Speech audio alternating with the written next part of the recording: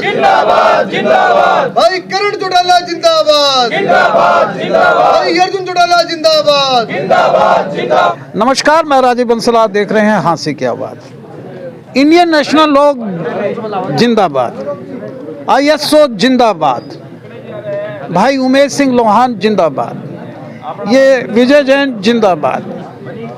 आज यहाँ स्लोगन लग रहे हैं विजय जैन साहब के प्रतिष्ठान पर, जो शहरी प्रधान हैं, और आप चैल साहब हैं जो हाँसी के प्रधान हैं इनलो के।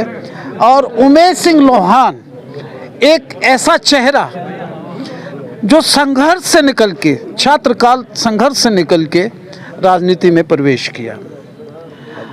आज संगठन यानी कि स्टेट के संगठन महासचिव के रूप में, इनलो के रूप में बहुत अच्छा बोलते हैं और छात्रों को इन्होंने एक अपना संदेश भी दिया है। मैं सीधे सीधे उमेश लोहान जी आपसे जानूंगा। सबसे पहले तो हाँसी की आवाज़ पे आपका हार्दिक अभिनंदन। धन्यवाद जी, धन्यवाद। मकदम करता हूँ, इस्तकबाल करता हूँ। आपका भी शुक्रिया, आप पहुँचे यहाँ। बहुत अरसे बाद आपकी और हमारी मुलाकात हो रही है। मैं सीधे बात आपसे कर रहा हूँ साहब, छात्रों को आप प्रेरित कर रहे हैं इनलो में आने के लिए। ISO का आपने आज पटका पहनाया है, इनको अपनी नीतियाँ भी बताई। सीधी सी बात आपसे एक हम करते हैं कि प्रदेश में कैसा राज्य चल रहा है, कैसा शासन चल रहा है, लाइन ऑर्डर की क्या स्थिति है बीजेपी सरकार में? शासन नाम की कोई चीज़ नहीं है, न कोई सरकार है, न कानून का राज है। बदमाशों और गुंडों का शासन चल रहा है। 5 बजे के बाद कोई घर से नहीं निकल सकता। व्यापारियों को धमकियां मिल रही हैं। 80% लोग तो चुपचाप इन बदमाशों को पैसे दे देते हैं। जो 20% नहीं देते, प्रशासन के पास जाते हैं, वो उनकी दरखास्त लेके एक आधा पुलिस वाला दे के उनको अपनी खाना पूर्ति कर रहे हैं। लेकिन ऐसा जो कानून व्यवस्था का हाल हुआ है, हमने अपनी ज़िंदगी में ऐसा बुरा हाल न कांग्रेस के राज में पहले देखा, न हरियाणा विकास पार्टी के राज में देखा, और चौटाला साहब और चौधरी देवलाल का राज तो इस मामले में राम राज्य के समान था। इसके काउंटर क्वेश्चन मेरा ये है कि आपको कांग्रेस पार्टी बीजेपी की बी टीम कहती है, JJP आल्सो बी टीम कहती है, जो आप ही से निकल के बने हैं, और 10 सीट लेके कोलिशन गवर्नमेंट भी बनाई थी पिछले दिनों, फिर सीफर पे आ गए थे, हाशिए पे आ गए थे। कहते हैं कि इतना कुछ होते हुए भी अबे चौटाला जी या आप जैसे कदावर नेता फील्ड में नहीं आते, बीजेपी के खिलाफ प्रदर्शन नहीं करते, और वो आपको बी टीम के कन्वर्ट कर देते हैं। बात सारी आपने वाजिब करी। आप कहीं विदेश चले गए थे कि 2000 महीने? चलो उनकी बात का जवाब जो बी टीम वाली है वो लोग देंगे आने वाले चुनाव में। और इनको पता चल जाएगा बी टीम कौन है और लड़ने वाले कौन है। जब से चुनाव हुआ है, ये जो अरसा हुआ 8-10 महीने का, कोई फील्ड में उतरा है, कोई सड़क पर उतरा है, तो वो इंडियन नेशनल लोकदल पार्टी उतरी है। आपको मैं बताता हूँ, पंजाब ने पानी बंद कर दिया, 4 महीने पानी बंद रहा। सड़क पे कौन उतरा जिला मुख्यालय पे? Indian National Lokdal. ये उनका आरोप। सुनिए, मैं आपको उन्हीं का, आपका माध्यम से जवाब दे रहा हूँ उनको। आप पूछिए उनको, मैं तो उतरे थे।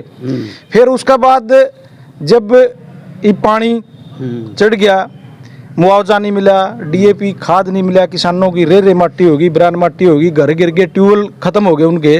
उसके बाद सड़क पर कौन उतरा? लोकदल उतरा हर जगह। सारे बड़े बड़े नेता खुद प्रदर्शन में शामिल हुए। चौधरी सिंह चौटाला भी रोहतक में जाके शामिल हुए। मंडी जितनी थी, जब धान बर्बाद हो रहा था, नमी के नाम पर किसान को लूटा जा रहा था, कोई जिला ऐसा नहीं जहाँ कोई न कोई एक मंडी में हमने प्रदर्शन ना कराया हो। 47 मंडियों में प्रदर्शन कराया इंडियन नेशनल लोकदल पार्टी ने कराया।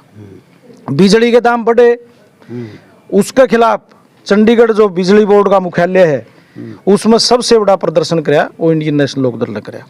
पानीपत में किसान को मार दिया गया जला के भूमाफियाओं द्वारा, वहां जाके प्रदर्शन किया लोकदल ने कराया। और जो स्थानीय मुद्दों पर संघर्ष है वो तो चल ही रहा है। आप कांग्रेस वालों से पूछना, तुम 1 साल से क्या कर रहे हो सिवाय एक दूसरे से लड़ने के?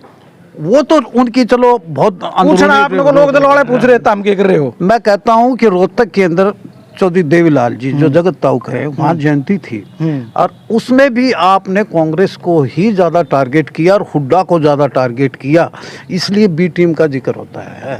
हुड्डा टारगेट पर भारे नहीं है, हुड्डा तो हर जमींदार का, किसान का, मजदूर का टारगेट पे है। उसने तीसरी बार राज बनवा दिया इनका।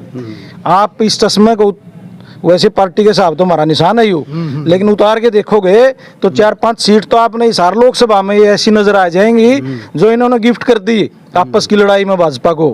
और जिस तरह उसको बहन शैलजा को बेइज्जत करके जो दलित वोट था उसको जानबूझ के वहाँ खिसकाने का काम किया गया, वो भी कांग्रेस पार्टी द्वारा किया गया। और आज देख रहे हो आप, मंच पर लड़ रहे हैं ये लोग, माइक के लिए लड़ रहे हैं, कहीं में अनुशासन है। और बात क्या है? बात यह है, मैं शैलजा का नहीं लगाऊंगा फोटो हमारे वाले, और शैलजा वाले भूपेंद्र हुड्डा का नहीं लगाएंगे। इस पार्टी की आप बात कर रहे हो जिसकी तो जूतियों में दाल बट रही है, जिसका कोई भविष्य नहीं है। अच्छा, एक और बात आती है कि संपत सिंह जी जो है, यानी कि 16 साल के अंदर 5 बार बदल गए। इनेलो से शुरू हुए, फिर कांग्रेस में आए, फिर बीजेपी में आए, फिर कांग्रेस में आए, और आपने कह दिया कि भी चौधरी अजय चौटाला, डॉक्टर अजय चौटाला न इनको इनेलो से काटा। और वो नु कहे हैं कि उस टाइम तो चौधरी अजय चौटाला निष्कासित हो गए थे, उन नकद काट दिया। वो देखो, दल बदलने की तो एक परंपरा चल पड़ी इस प्रदेश में। जो सांसद है जयप्रकाश जी स्थानीय, उस तो फालतू बदले किसी ने? आप गिनो, कोई पार्टी छोड़ी है कि खुद की भी बना ली, जितनी बनी उन सब में गया। चौधरी संपत सिंह लगातार 2009 तक चौधरी देवलाल के सिपाही के रूप में काम कराया। और वो तो जब 9 MLA रह गए थे 82 में, जब भी चौधरी देवलाल के साथ रहने वाले नेता थे, जो आजाद होते हुए भी उनके साथ में रहे। जब चौधरी संपत सिंह कांग्रेस के साथ थे, इनकी आमा मिलाव थे, जब लगता वो सही थे, लेकिन वो किसानों की लड़ाई लड़ने के लिए अपने घर में आ गए, तो आज 100 खामी नजर आ रही है इनको। चौधरी अभय सिंह चौटाला की ऐसी इमेज बनाई थी कि भी वो पहला हवाई जहाज में हेलीकॉप्टर में बिठा कर MLA MP बिठा कर पता नहीं कड़क की कर दिया कर। ये इमेज किसने बनाई? ये तो कांग्रेस का प्रचार हमेशा रहा, क्षेत्रीय पार्टियों को खत्म करना चाहते थे ये, लेकिन उनको खत्म करते करते खुद खत्म हो गए। आप बाइट करना कभी आगे चुनाव होगा, उसका रिजल्ट के बाद इनका जो वोटर था कांग्रेस पार्टी का जो वोटर था, वो तो भारतीय जनता पार्टी के पास चला गया। इनका पल्ला कुछ नहीं था। हमारी पार्टी बंट गई, हमारा वोटर, हमारा वर्कर निराश हो गया जो भाजपा से लड़ना चाहता था।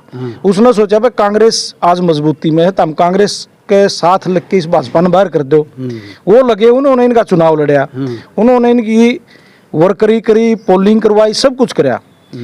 आज वो वोटर दोबारा लोक दल में आ गया।